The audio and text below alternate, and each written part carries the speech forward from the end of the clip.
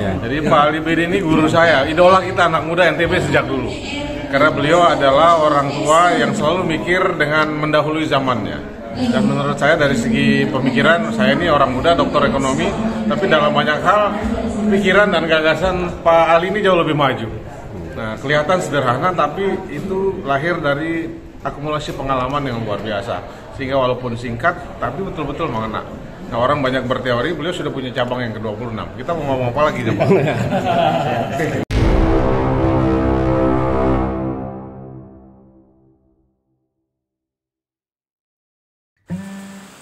Dari kecil menjadi besar, dari awam kemudian berpengalaman, adalah sesuatu yang lumrah saja. Namun mengelola perusahaan seperti bank tidak sekadar menjalani waktu dengan langkah-langkah biasa. Kerja keras yang luar biasa tanpa kenal lelah, itulah yang sanggup menjadikan berbagai persoalan sebagai pemicu daya juang hingga menemukan titik tujuan. Tangan dingin Dr. Haji Muhammad Ali bin Dahlan sejak tahun 1990 dalam mendirikan Bank Perkreditan Rakyat merupakan pelajaran berharga tentang tata kelola, mulai dari sumber daya manusia hingga performa sebuah bank dalam melayani masyarakat. Tidaklah mengherankan jika usaha perbankan itu kian maju. Kalau semula hanya dengan Bank Segara Anak Kencana, kemudian bertambah dengan Bank Samawa Kencana dan Bank Bima Abdi Swadaya. Ketiga bank itu berada dalam BSK Group sebagai brandingnya. Berdirinya 36 kantor dengan aset sekira 300-an miliar merupakan bukti kerja keras yang luar biasa. Sebanyak 300-an karyawan sebagai ujung tombak dan kemajuan teknologi digital yang kian masih terus menjadi tantangan besar. Itulah sebabnya Muhammad Ali bin Dahlan tidak pernah kendur dan tak berhenti berpikir, karena sekali saja lengah dan salah langkah, ancamannya adalah kemunduran. Ya, saya kira kita belajar dari pengalaman. Ya, karena dulu memang namanya 50 juta dan itu formal, tapi sebenarnya lebih dari itu. Ya. Itu, di awal kita berdiri itu kan kita tidak punya pengalaman di bidang perbankan ya. Tapi kalau kita tidak kuat, sudah lama kita duduk ya. Nah, karena itu pengalaman itu sangat berharga yang kita jadikan untuk menguatkan masa kini. Banyak ujian yang kita lalui pada waktu kita masih kecil. Ada bank-bank besar itu mengetes kita dengan cara menabung hari ini, besok diambil, dikira kita tidak bisa kembalikan. Itu contoh-contoh yang sederhana ya.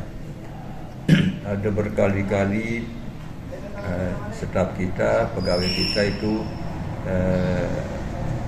merugikan perusahaan ya, karena kita juga waktu itu tidak punya alat kontrol kan. Nah, jadi semua itu kita jadikan pelajaran untuk bisa bertahan dan berkembang. Itu yang kedua itu kita memang kebanyakan orang kita di NTB, khususnya orang Lombok itu jiwa entrepreneurnya rendah ya.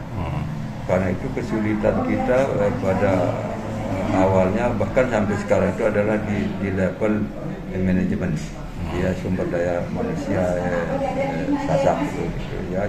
Tapi kita terus menerus mempertahankan dan melatih mereka.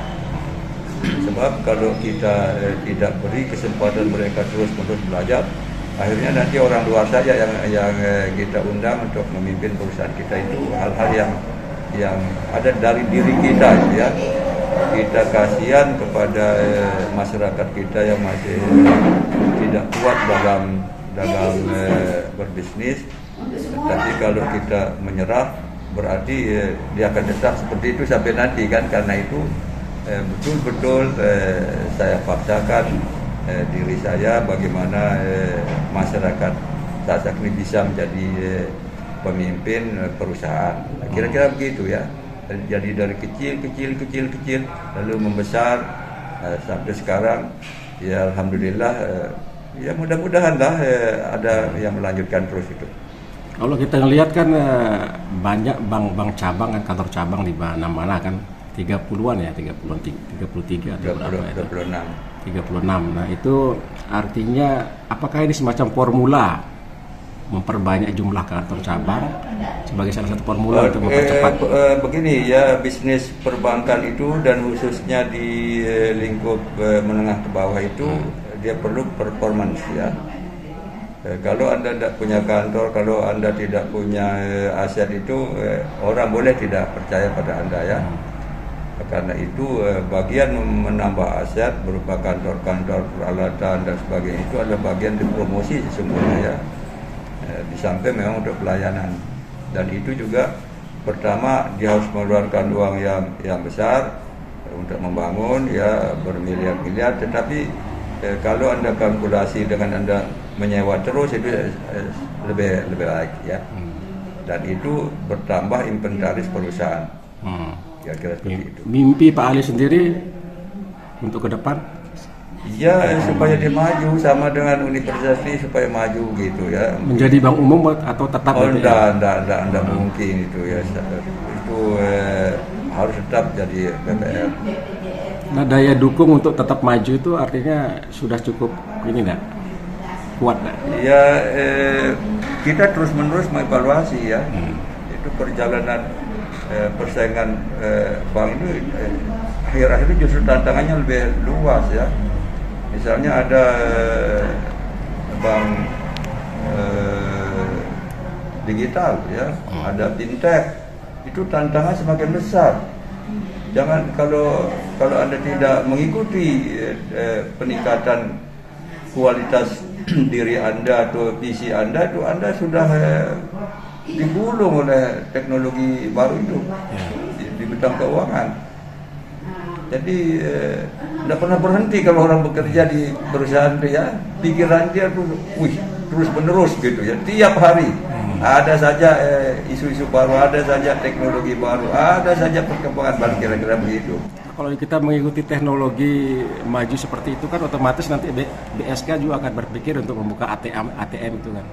Itu kalau itu gampang saja, tapi kita tidak mau karena itu adalah dalam industri besar ya. Itu juga tujuannya untuk memperoleh profit yang besar ya. Karena dia tidak menggunakan tenaga manusia, tapi dia menggunakan tenaga mesin. Dia keuntungannya lebih besar. Ini adalah konsekuensi dari digitalisasi di seluruh sektor. Tapi pemerintah seharusnya melakukan itu secara gradual ya, secara bertahap. Anda lihat sekarang semua orang-orang bertugas di tol itu, di mana dia ribuan orang itu ya diganti dengan mesin. Hal-hal itu kalau kita berpikir kasihan betul ribuan orang hilang mata pekerjaannya diganti oleh mesin. Kira-kira itu baik bagi industri itu, tetapi belum tentu baik bagi kebanyakan tenaga kerja kita. Kira-kira gitu. Proyeksi ke depan terhadap kantong-kantong yang belum terjamah itu ada nggak? Ya itu saya sebenarnya saya tidak terlibat langsung, tetapi sudah saya beri dia petunjuk-petunjuk ya. Nah, ini yang masih ada perlu sini ya, misalnya dari Langam sampai Pelampang perlu ada kantor baru, dari Sumba Besar sampai di Sumbawa dunia, sampai di Rendang Luar harus ada kantor baru. Itu sudah jadi atensi bagi masing-masing wilayah kan. Di Lombok juga begitu. Lombok Tengah itu luas sekali wilayahnya. Mari saya pergi ke kantor sana, saya beri petunjuk-petunjuk agar Anda memperluas area Anda punya kegiatan-kegiatan karena jumlah orang yang butuh pabrik juga semakin banyak sekarang.